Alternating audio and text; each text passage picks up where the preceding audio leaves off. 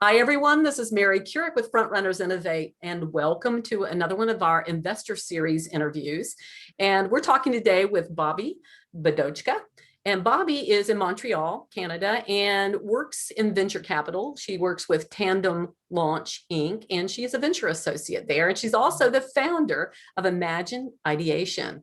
And all of this sounds fascinating to me, but particularly the Imagine Ideation part.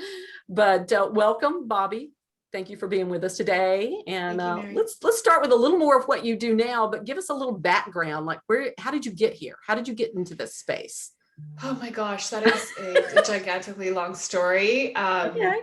I mean, I'm originally from Saskatchewan. Mm-hmm. And so, just going through the journey of life, never really settling unless it's exactly what I wanted, which means I've worked in almost every sector in nearly every position.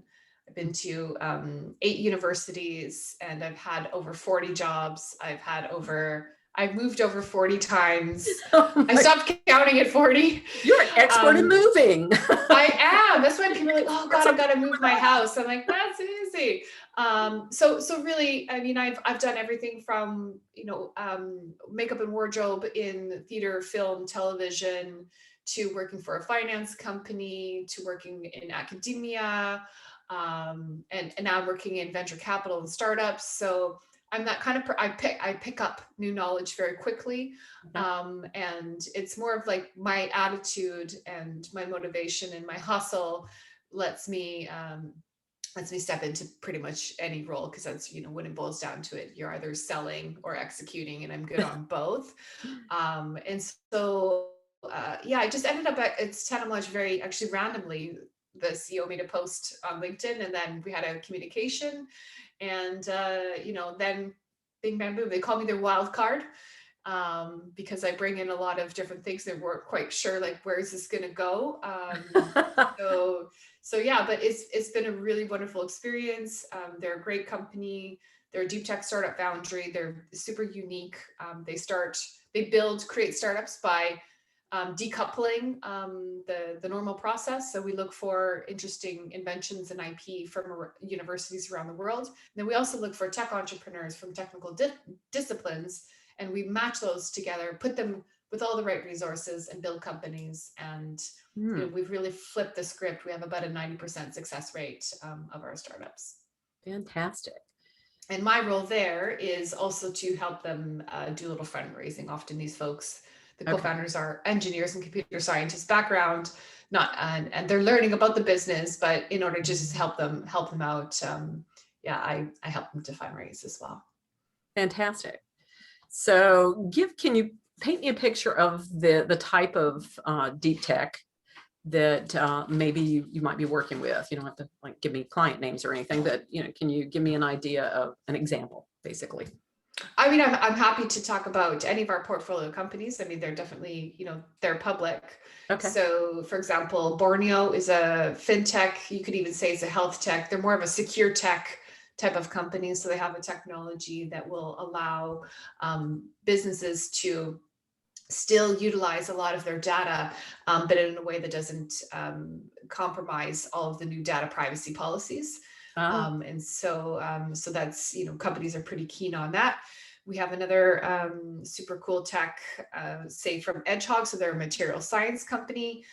They have basically reformulated a layer of glass so that it is non-reflective, in the sense that for on solar panels, most of the light that comes out is refracted. And so since they have readjusted at the nanoparticle level, the glass, they can absorb more of the light.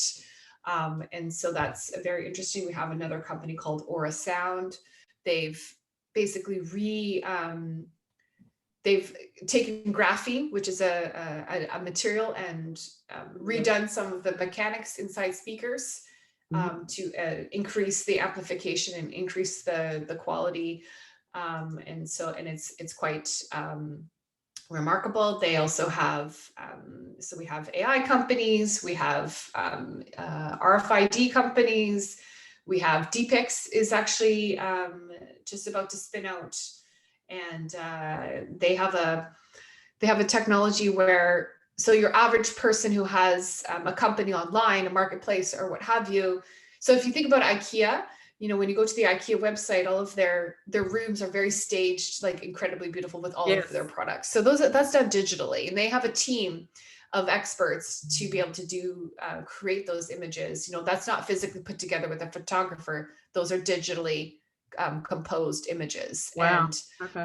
but your average business owner or marketplace owner online does not have the capacity to hire that kind of team. So they have a technology, you could even call it like the Adobe of creating photo images that are 3D for your website, place your products in different scenes.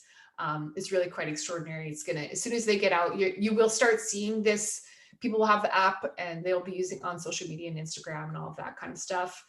I mean, I could go on and on, but just I love this. I'm taking notes like crazy. I've got like 5 names already to bring to you. But anyway, give me a sort of checklist or a rundown, if you will. Say I'm an innovator that's come to you. You like kind of what you've seen on my pitch deck or whatever it is. What would be the first step of engagement, and walk us through that process, if you will, with you guys? Sure. Well, the thing is that we actually don't fund other people's companies. So if you already have an established company or an established startup, meaning like it's registered or you've taken some type of funding from someone else, okay, then it's a no-go. Now, if you do have an idea or you have some IP and you'd like to talk to us about it, and you have all of the other characteristics that we're looking for in our tech entrepreneurs, well, then we can have a conversation, because surely we can find a piece of IP out there at some university to start the company with. We very much like people who have ideas. We also love folks who've had a go at a startup and failed. And you're ready to, you want to start again, that shows some grit. You already know the pains of the startup. Yeah. And so, when you come into our environment, then you also extremely appreciate all of the extra stuff that you get through Tandem Launch that will, we basically bring people on who are startup ready, and we take them to the finish line. Is this like an incubator? Yes. Okay. Yeah. But we also are our own VC. And so we fund our own startups to the degree of $600,000 along with follow-on financing after. Okay. So by the time you've left Tandem Launch, we've spent close to $1 million on you. Yeah. Yeah. Okay. Excellent. So I love the fact that you are interested in people who've started and then failed and that are coming back again. Yeah. Okay. Yeah. So let me get that straight then. They have an idea. They do not have a registered, they don't have a patent on whatever they're doing. They don't have a business operating with an Inc. behind their name or an LLC. Okay. So literally they're just somebody who's really smart, that it really wants to make this work. Okay. Yes. They don't have a structure around themselves yet. Right. Or they're willing to sort of forego that structure. And because we also have a bank of inventions that we're looking at. So it's also the fourth pathway sort of out of university. Most PhD or master's graduates, your pathway is either stay in academia, graduate and get a job in industry, or start your own company if you have a great idea. And then there's a fourth pathway where it's like, I'm dying to start my own startup. I love this idea. I have all the skills. I just don't have that great idea, and I don't have money. Tandem Launch is perfect for you. Okay. What's interesting is in my network, I have a lot of professors who are at universities who know if they stay there, they can keep their IP. And instead of walking out into a, Oh no, but this is the beautiful thing. They don't have to keep your academic position, but we can work together on the IP. We'll find people to build a company for you. I love it. This is a whole different it's a really different business model. Investigating here. Yeah. So this is neat. So how long has the company been out there? 10 years. Tandem Launch. Okay, 10 years. Okay. And so in that period of time, you said that you're having pretty good success in launching the company. So how many do you think you might have launched in the 10-year span? I doubt you've been there 10 years, but no, I have not. We're sitting at 32, but that might have changed if there's one company that if they close their round, then that would be 33. So we're talking about companies that have spun out of Tenem Launch. We still have, Yeah. some that are in the incubation phase right now. Yeah, in the pipeline. How long would you say is the lifespan of the incubation? It's around 2 years. 2 years. Okay. Yeah. That's kind of commensurate. I think maybe some of the incubators that I know of are taking people who are a little further along. And so maybe it might be 8 months or a year, depending on. Most other incubators are a lighter touch. You Yeah. have to already come with your own idea, your own pitch deck, your A lot of further own along. structure. Yeah. And then, they also will give you less money, 70, 100,000, maybe 150, whereas we invest quite a bit. Okay. Do you ever have any that go through your incubator, come out, and within a year or two, they end up an exit or they sell to somebody? So. No, just because deep tech takes longer. Yeah. So the road to IPO is much longer. So you need, 5, if you're lucky, 8 years out. Okay. Because by the time they spin out of Tenem Launch, they're still not even a fully fledged company. They have a seed round, so Yeah. they're just getting early client validation. They don't have Getting all those bells and whistles put together. Yeah.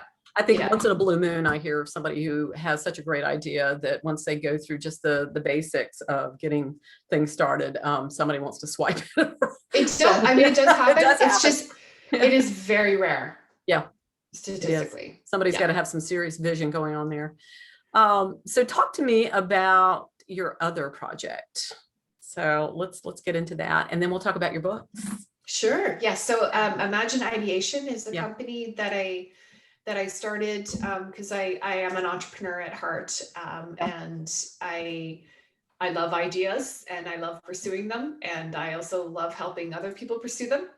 Yeah. And so previous to COVID, most of what we did was, and when I say we, I also have a business partner, running strategic events that bring together multiple stakeholders to move ideas forward. And so often there are certain people operate in silos. Industry people have their industry events, and academia has their academic conferences, and government has their government stuff. And but these people don't really talk enough, and they actually they need to inform each other.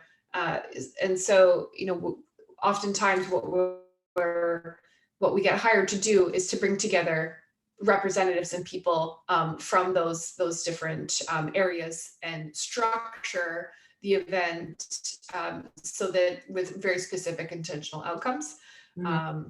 But we also take on clients.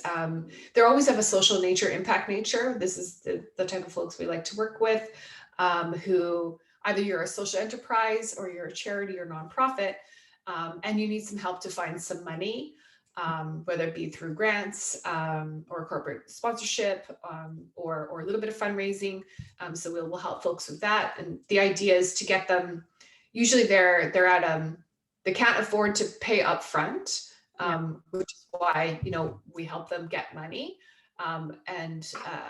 So that they can eventually either scale from a volunteer-based organization to a staff-based and then the idea, we want to work ourselves out of the job. So the better we do, then the sooner they're not our client anymore, right? So this is what we want. Just get them off the ground, get them what they need. And in doing so, once you start digging in order to write a very elegant grant or proposal, you have to really learn about the company and ins and outs and everything. And we just end up generally writing elegant grants that convert into website copy and new marketing materials. So by extension, we end up helping them with, I love that. Okay. Well, that's good to know. And the 5 names I wrote down for the other thing now have just converted. So, but let me know this. You're out of Canada. Do you work globally within the Imagine Ideation? Currently right now, our clients are Canadian, but we have no problem working with international clients. Okay. It's just a matter of, depending on the location, if we're writing certain government grants, understanding, getting acquainted with the regulations and things like that. But yeah, we have, we'd love international clients. Okay, good. That's wonderful. So you have authored a book that came out in January. You already are working on a second book. And I have a feeling because you have such a diverse background that's allowed you to be in lots of different environments, that it taps an issue that's near and dear to your heart because of those different 40 different jobs or 40 different locations. So you want to talk about that a little bit? Yes, I would love to. It is my favorite topic. So Okay. it is, the topic of the book is called Sexual Intelligence in Business. And it is my opinion, and it's backed up by research, that, sex and love and relationships are the number one thing that drives all human actions and behaviors, and everything comes from that. Also, it's my opinion that, sex and love is not just relegated to the bedroom, and in fact, it is in every part of our life. And you can see how, with the sexual harassment issues that we're facing right now, and the gender issues that we're facing right now, how that does intersect with business and the workplace and everything else. And so I wrote the book as a reaction to, because I started to notice how the environment had changed. People are very concerned about, what can I say? What can I do? I'm not sure how to act, etc.